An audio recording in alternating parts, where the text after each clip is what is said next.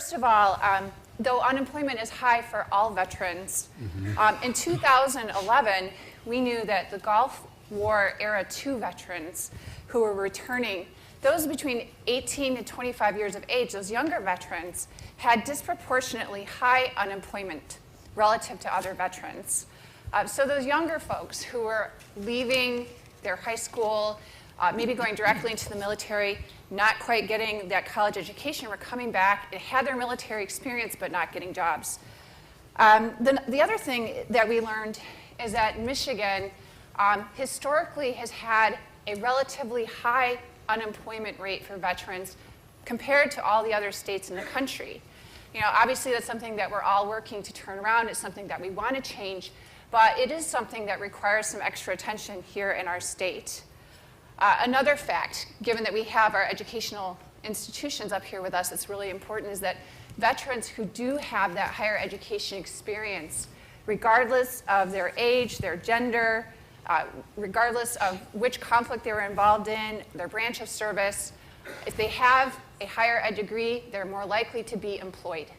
So it's really important that we think about focusing on those things. So though we have some challenges facing our veterans here in Michigan, we also have some assets that are really going to help us overcome some of these challenges. First of all, I work with the Workforce Intelligence Network. It's a partnership with 9 community colleges and 7 Michigan Works agencies. These workforce development agencies, MWAs as we call them, collectively statewide, have over 65 workforce development reps who are working with veterans on a day-to-day basis. And they've served tens of thousands, or at least several thousands of veterans, helping them find those jobs, regardless of their background, trying to make sure that they're making those proper connections.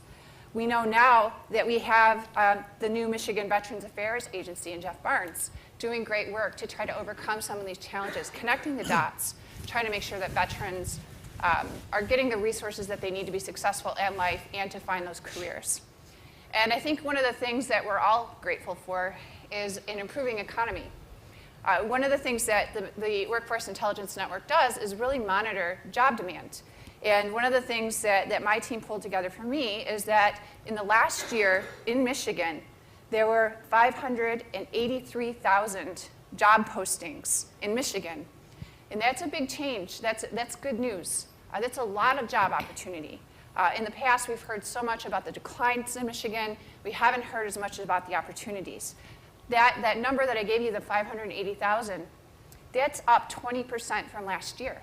So things are turning around. There's a lot of opportunity. And we look at where that opportunity is. We see that it's in areas like retail sales, registered nurses, software developers for IT, advanced manufacturing fields like engineering, skilled trades, lots and lots of opportunities. And these are background areas that clearly our military veterans bring to the table. So the question is, with this high growth, with this high demand, understanding that there's a lot of demographic shift happening in our country with people leaving the job market for retirements and a lot of other reasons, how do we successfully integrate these veterans to fill the job demand needs that our employers have today? And that's what we're going to be talking about today in our panel. So with that, I'd like to introduce our panelists. With me today are Michelle Salvatore from Quicken Loans. We have Jeff Connolly here to my immediate left from Blue Cross Blue Shield of Michigan. We have Brent Knight, president of Lansing Community College, and Thomas Haas, president of Grand Valley State University. So we're pleased to have our panelists here today. And what we're going to do now is I'm going to have the panelists talk a little bit about what they're doing to support veterans and get this conversation going. So Michelle, I want to start with you. Quicken Loans, a great company here in Southeast Michigan. Talk a little bit about some of the creative approaches that you have, that Quicken Loans has, to make sure that veterans are getting the experience that they need, that your company and other Southeast Michigan or other Michigan companies might be looking for talent. Absolutely. So we've done a couple things on military hiring. One specific is we hired a recruiter from the military who served 24 years, retired about a year and a half ago. He was a recruiter in the military. One of the big challenges that we had was when you're looking at a resume and someone who has served, how do you translate what they did in the military into our world? And it was so vastly different, we didn't understand it. So we thought it was super important to reach out, find someone who really did understand it, bring them on board so that they could help us translate what that person did into what we could have them do for us. So that was the first thing that we did. The other pieces that we're working on and that we've accomplished, we have a great veteran hiring program. We are targeting looking for veterans, not only veterans, but military spouses as well. We were actually in Washington, D.C. last week, and we signed with MSEP, which is Military Spouses Employment Partnership. It's a great program, and it's really looking at military spouses so that those that are actively serving don't have to worry about their spouse and having a position while they're off serving. They need to focus on serving our country, but the spouses are really the folks that are kind of holding down the fort. And so we've signed with MSEP as well, which has been a great partnership so far. We've developed a new program within Quicken Loans, and we call it our Tour of Duty program. And it allows us the opportunity to bring in someone who has recently transitioned as early as maybe 2.5 years, and then is either having a hard time finding something for employment, or is currently working and is underemployed, which we know so many out there are. And it allows us to bring those folks in and give them kind of their tour of what they want to do. You know, in the military, you're told you're going here and this is what you're going to do.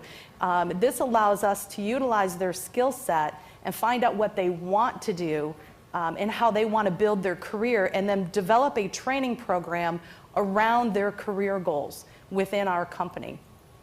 So we've got a few folks on board already. It's going really super well. We're ecstatic about it. We also have John Gartner, who is our veteran recruiter, who is kind of supporting the program and helping those folks through transition, because that's another huge piece that is not really out there readily available, is to how do they transition from the military into civilian work. So John's been a huge asset for us as well on that end to be able to provide that. We have another program, it's called IT in the D. It's a great collaboration of a few different companies that are in downtown Detroit. And it's about being able to train individuals in the technology world that are looking for work, and maybe they've got the education, but they don't have the hands-on experience. So we're also looking at putting veterans into that type of program so that it'll help with the training. The collaboration is with 5 different companies downtown, and the training is done by those companies. We don't hire it out. We have our actual leaders that are doing the work every day that are focused on training those individuals to bring their skill sets to where we would want them so that we can employ them. So that's been a huge program for us as well. Those are fabulous. I wanted to ask Jeff to also, each of the panelists is going to share a little bit about what they're doing to help veterans. Jeff, you are with Blue Cross Blue Shield, but you also are working with Talent 2025 in West Michigan. Could you share a little bit about Talent 2025 and the work that you're doing with that group? Sure. And my good friend Tom is also part of that. So Talent 2025 is a group of a concerted effort of executives of companies on the west side that, frankly, with a goal by 2025, hence the 2025, is they have very specific metrics to improve the economy, specific to West Michigan, but also help the greater part of Michigan, on education, employment. And one of the tracks that we identified fairly early on was veterans, given the high unemployment and the issues. So we created a separate track, and I am chair of the veterans component of Talent 2025. And what we found, one is there's not a lack of intent or effort to hire veterans, but it's much bigger than that. To some extent, there may be too many cooks in the kitchen many times.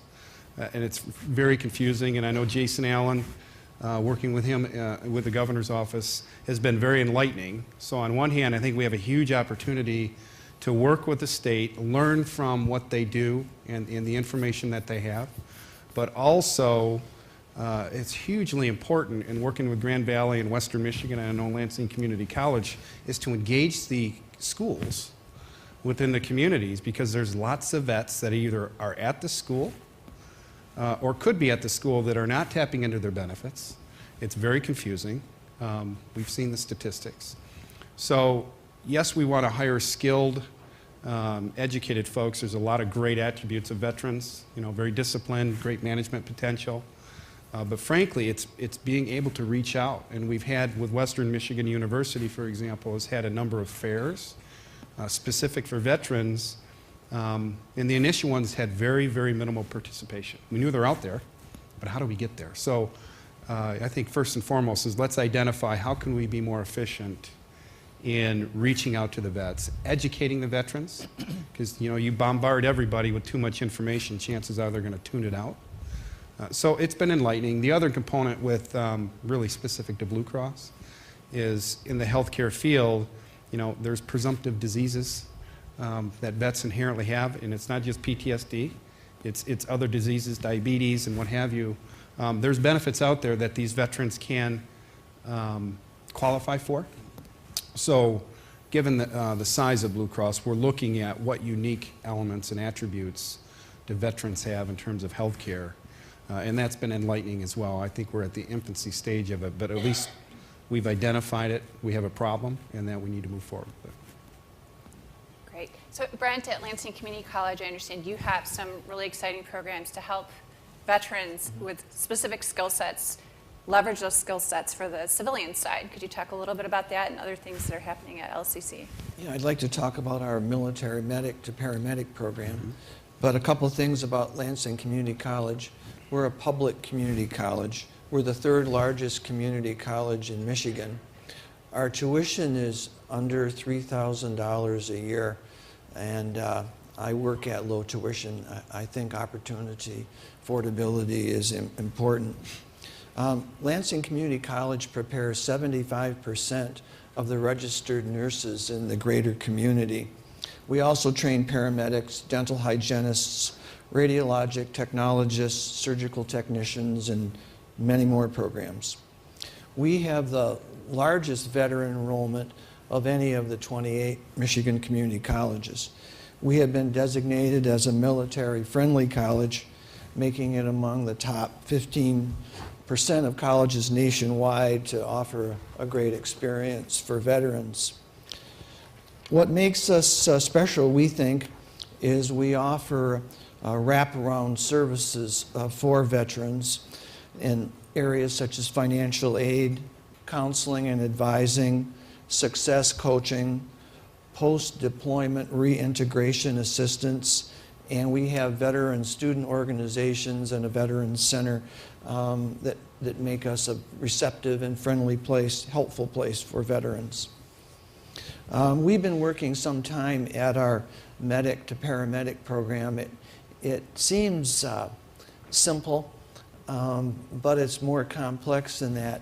Figuring out the experiences and trainings of medics across the armed forces, and then how to adapt that to civilian employment. And Dean Margie Clark is here, and Margie's done much of the work on that.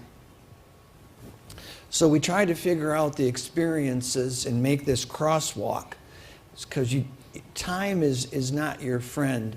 The longer it takes students of any kind to complete a program, the more likely it is that they won't be successful. And no one wants to be inefficient and cause you to take courses over again and training over again. But there is important training that needs to be done. For example, the military doesn't cover geriatric. So we do have important work to do. But based on your experience and education, you can waive 40 to 60% of the traditional paramedic curriculum. And so we stack them up and figure out exactly what we need to teach. We do it in modules, and You can go from military medic to paramedic in 5 to 6 months. And you can also go to an RN program, complete an RN in 10 or 11 months. We have 24 students currently in the program, and another 40 will begin in March upon their return from Afghanistan. And that's been delayed a couple of times, so from the college's point of view, we need to continue to be agile to adapt to changes. You can also enroll, when you're in our RN program, you're automatically admitted to Michigan State University's Bachelor of Science in Nursing program. So you can start with us and continue, earn your RN with us, your BSN with Michigan State. Also, another pathway is you can become a physician's assistant. Our emergency medical services program and nursing programs are both nationally accredited. Our military medic to paramedic graduates are eligible for the National Registry of Paramedic Designation, which is a national credential recognized in 46 states. We did a presentation at the White House in April, and the Department of Defense designated us as a national model for awarding experiential college credit for military training and experience. The federal government supported us with a grant of almost $200,000. Blue Cross Blue Shield was very helpful to us as well, and we're grateful for their support, and the state of Michigan as well. We're working on expanding opportunities for veterans. The next program we'd like to work on is surgical technology, and we just opened a new aviation maintenance facility, and we spent $3 million, and the FAA tells us it's the best in the Midwest. So I'd like to make sure that we can help skills military veterans have had to transition that into civilian employment as well. Great. And Tom, from the four-year university perspective and Grand Valley State University's perspective, what are some of the things that are being done for veterans at that level? All right, thank you. First off, on Monday of this week, Grand Valley State University joined the other 14 public universities with an announcement that we will offer in-state tuition to all veterans, regardless of what state they come from. And I think that is...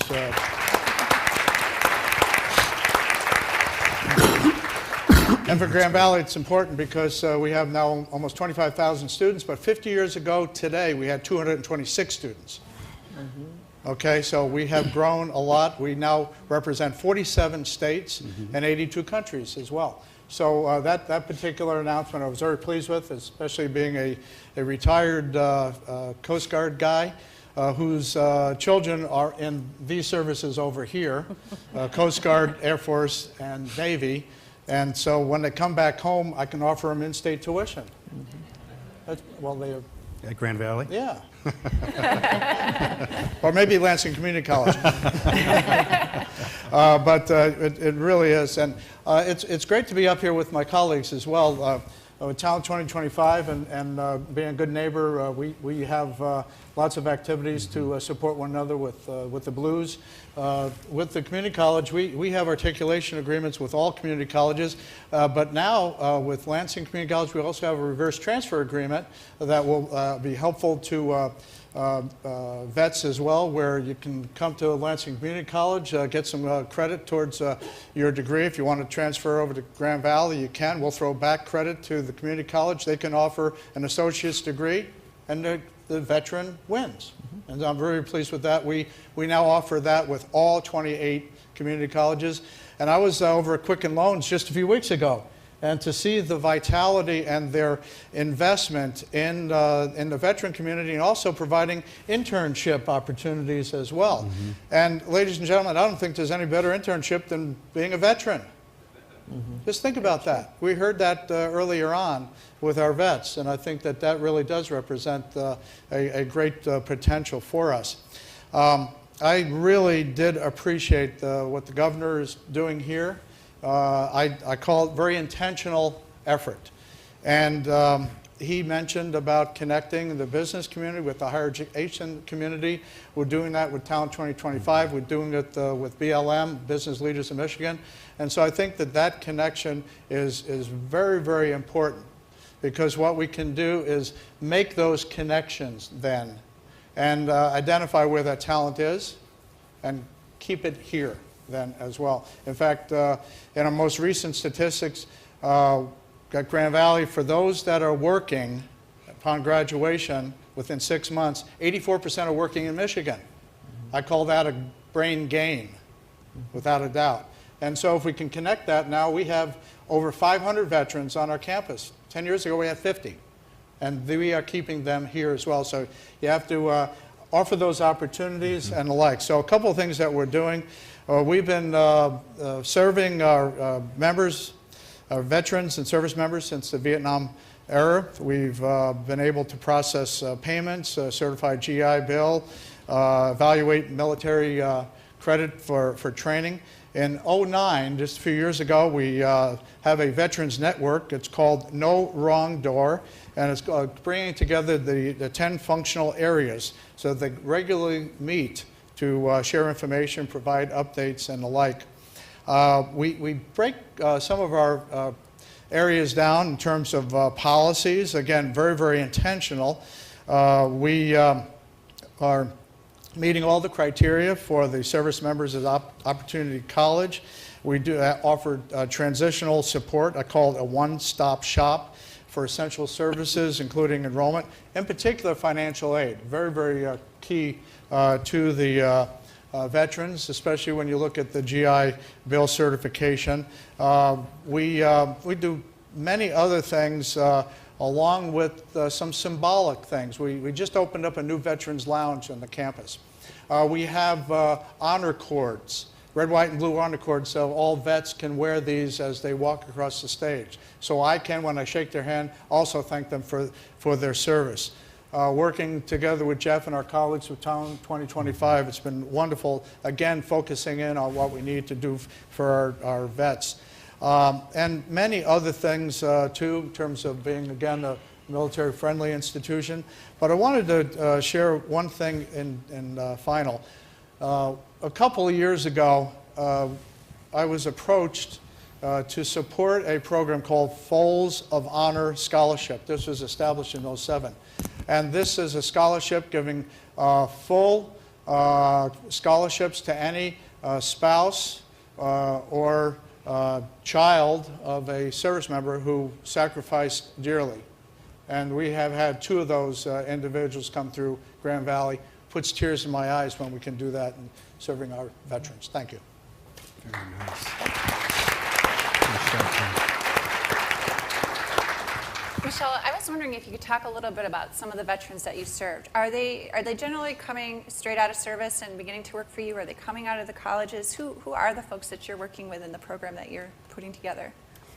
So it's a variety. We have 2 different programs. We have the Tour of Duty program, which focuses on transitioning military vets that have transitioned out anytime from current transitioning to up to about 2 years. And then we have our veteran hiring program, which will target everybody in that group. So really the Tour of Duty program is designed for those that are not able to find work in their current line and that really just need the experience. We're finding as we continue to network with other companies and talk about hiring veterans that other companies are in the same position that we were in, that we didn't really understand how to translate that resume. And so this is an opportunity really to find out what that veteran wants to do and design a program for them and give them some real life experience to put on their resume, whether it's Quicken Loans that hires them or another company, but to just be able to give something back to the veteran so that they can make a better life for themselves and their family. So that's our, it's really kind of across both lines. But our newest focus is the transitioning, because we know we're going to have thousands coming back to Michigan. We want them to stay here. We want to be able to supply them with ample experience to not only create a life for themselves and their family, but we're finding that they still want to continue to give back to the community as well. And so this is just another way that we can do that. So you mentioned this need to be able to translate a resume. There are obviously things like that veterans encounter frequently, just barriers of integrating into the civilian world. What are some of the other barriers that you see when you're working with these vets? You know, they don't understand the worth that they have. The leadership skills that they bring to the table on its own is extremely valuable. They are adaptable and flexible. And companies who aren't well educated in hiring veterans don't understand that. They don't understand that these folks you put a mission out in front of them and they're going to execute on it. And you know, failure is not an option to them. And to embrace that and really have other companies understand that has been a challenge. It was a challenge for us in the beginning, just to have our mindset change around the individuals that we're bringing in to say, you know what, tell them what you want them to do, and they're going to execute on it, and they're going to execute quickly, efficiently, and accurately. And it's getting other companies. I think that's our biggest challenge right now, as we're doing all the networking for veteran hiring and talking to other companies about it, is understanding the adaptability, the flexibility, and the leadership that these folks bring. Jeff, you mentioned at Talent 2025, you're bringing all these different partners and stakeholders together to try to address some of the challenges that veterans are facing. Could you talk a little bit about how they're addressing some of these transition issues or some of the other mechanisms that are being put in place to help with the translation or help them be able to articulate the worth of what they've done in the military field? Yeah, so, and I'm thinking of some hurdles that we have encountered or witnessed. You know, again, I can't stress enough. On one hand, as employers, what we found, we need to do a much more effective job, whether you're a large employer or a small employer, of reaching out to existing systems, you know, for example, our state government, okay, the universities that have programs and processes in place. So the redundancy, from what I've seen personally, is probably killing the efficiency more than anything else. It's confusing. And the result is it's not as nearly as effective as it needs to be. So we, you know, frankly, on behalf of Blue Cross, what we've found is we're a big employer. Okay, there's other big employers. We have our own recruiting programs, and we tend to maybe sometimes work with a Grand Valley or a Western. You know, moving forward, specific to veterans, let's join hands and work together. I know we're competing for jobs, but there's so many vets out there that are able and willing to work. We most definitely need to take advantage of that. So we have lots of complex competing systems. We have difficulty articulating what one job is in one field and how it applies in the other. I'm curious, Tom and Brent, how are your institutions grappling with some of these challenges? I defer to the university. Tom, go ahead. Okay. We recognize that every single student that goes to Grand Valley has his or her own story. And when it comes to vets, it's even more dramatic. They need to be able to have their own space many times. They have to be able to have allies amongst themselves, and we need to provide the services necessary too. And when I was able to open up the lounge, it was symbolic in many respects, but it also recognized their worth too. They have a strong voice, I think, in terms of what they can bring to the table, both in terms of their previous experiences and the like. We want to recognize that. Mm-hmm. One of the stories I need to tell, though, it's very difficult at times to work with the bureaucracy we have, especially in the federal government.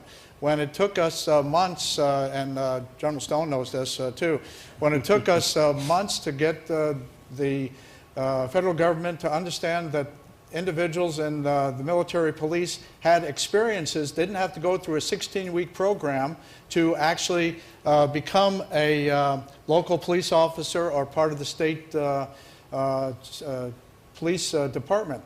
But we finally got through the bureaucracy with the help of our state folks here as well. So again, we have to understand that there's bureaucracy in the way. And what we have to do is try and bulldoze it through, maybe blow it up a little bit from time to time. I'm a patiently persistent person. We were able to do that. But what happens, though, is you have to focus on every individual veteran, because every individual is different.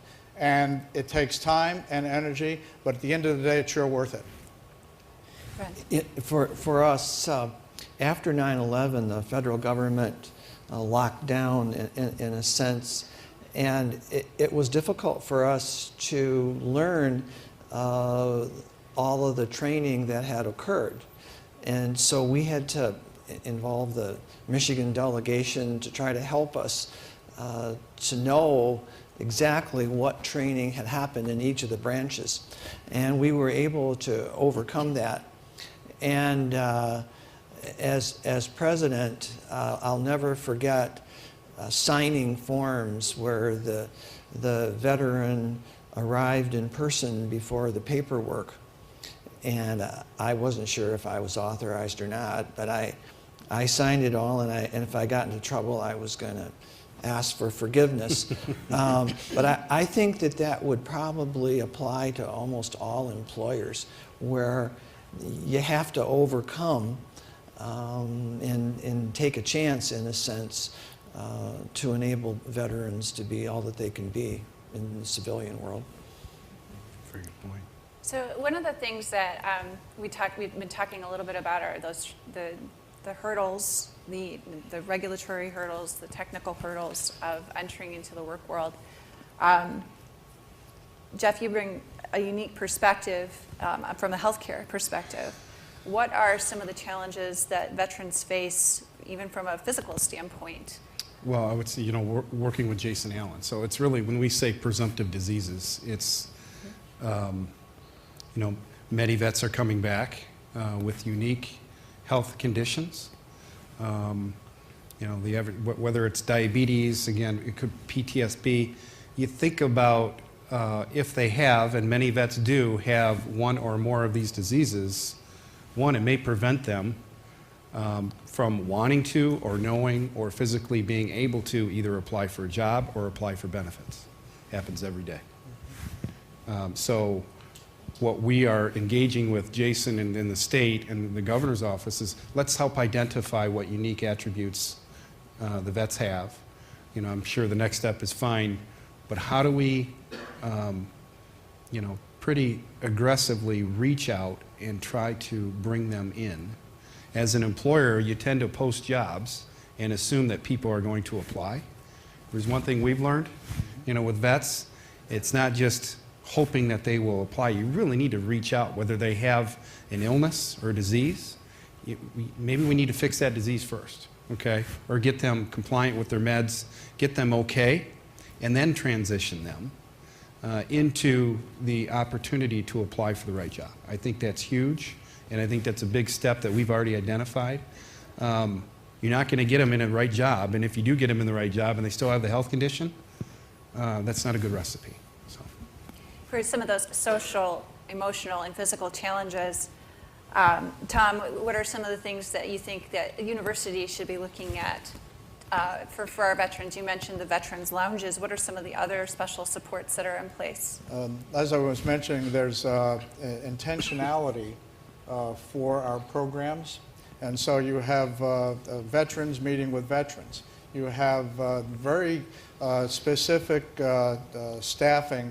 So one of my colleagues here, Steve Lipnicki, is part of the group of faculty and staff that meet together regularly in order to identify the challenges and issues that veterans are facing. And then once they are matriculated into Grand Valley, we want them to stay on course, too.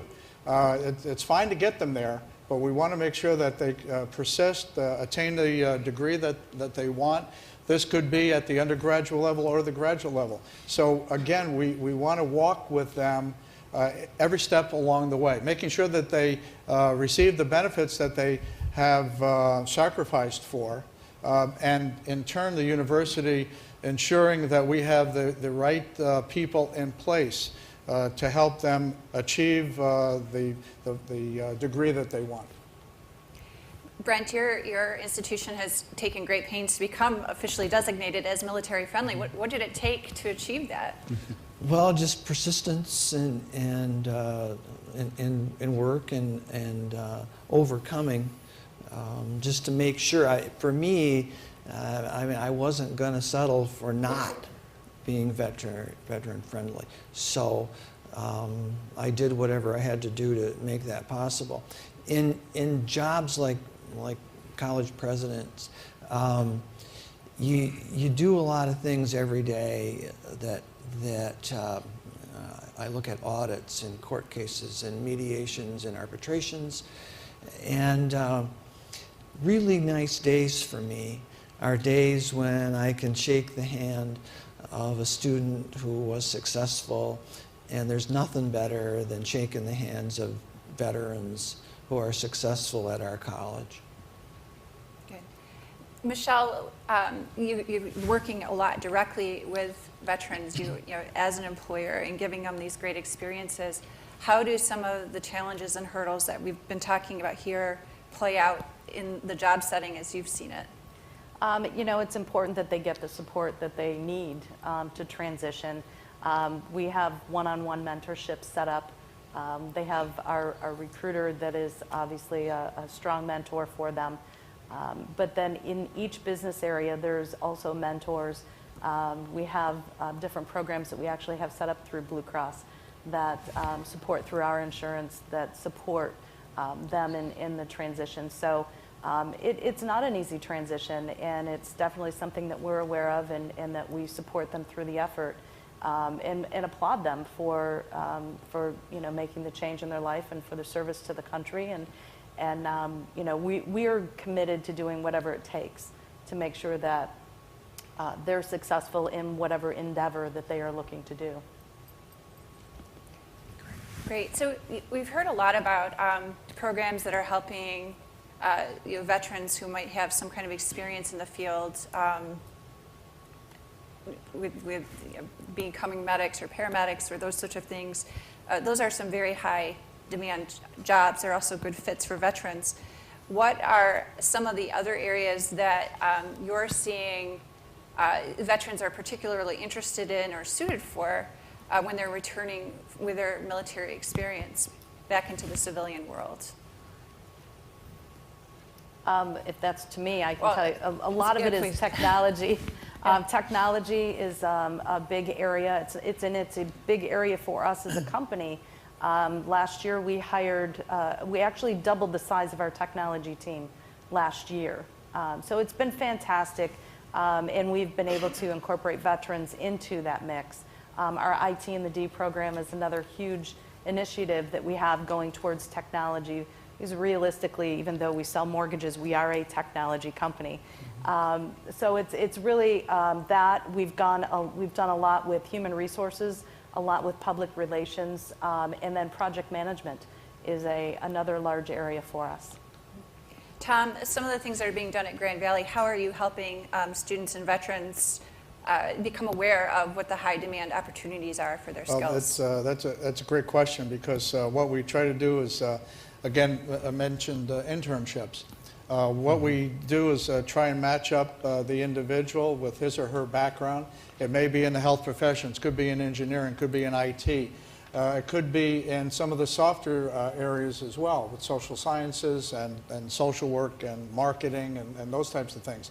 So what we really try to do is ensure that there's good counsel, advising, that we, again, recognize the experiences that the individual veterans have made.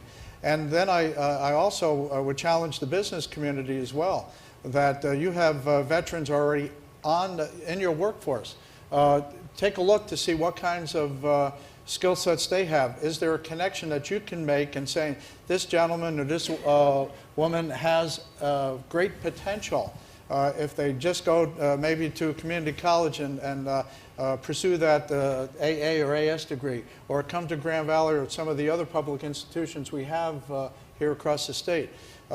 You all can be a great avenue, again, in recognizing the talent we have and the potential of that talent as well. and bringing it to the attention of us and to them, and then we can take it from there. And Jeff, when you get all these folks trained, I'm sorry, Brent. Brent, looking at him and thinking of you.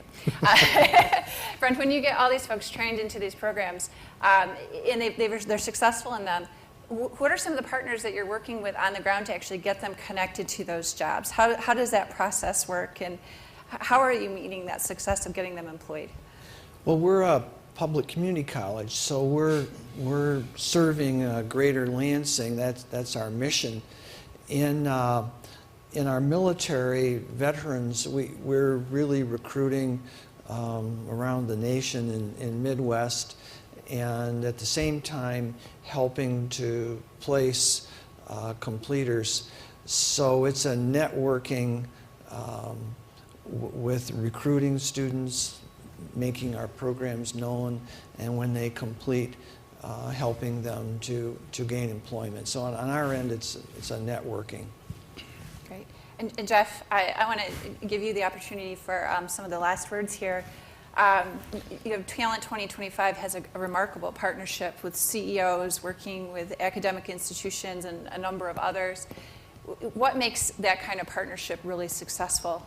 What is the glue, do you think, that makes that work? Collaboration, and understanding that, the CEOs and companies, and frankly the university, we compete with each other. But there are certain things that you should not worry about competing with that you do for the betterment of your communities and state at large. So it's kind of a lift all boats. And there's much information to be gained, much more than what you would perceive as a competitive issue when addressing unique veterans' needs. We have 700,000 vets in this state. The unemployment is ridiculously high. We rank way too low on the list relative to the other states. We're not going to fix this one company at a time. You're going to fix it by harnessing the support, and it started with the larger companies on the west side to really incentivize and working with the larger universities, Grand Valley and Western, to really be an example for others. So if we're able to do it, and frankly, we're going to push this pretty aggressively, and not just in word, in print. It's you come to the table with money, and you come to the table with ideas, and you come to the table prepared to act together, and we hold ourselves accountable, and that's why we have very specific metrics that if we don't meet it, we're publishing this data. We're going to look, as poor as anybody. So I don't know if that's, you think about, is it an incentive or, carrot or a stick? Maybe sometimes we need a stick, but that's okay too. Good. Thank you very much to our panelists. You did a great job. And you're doing a Thank great you. job in the field. Thank you.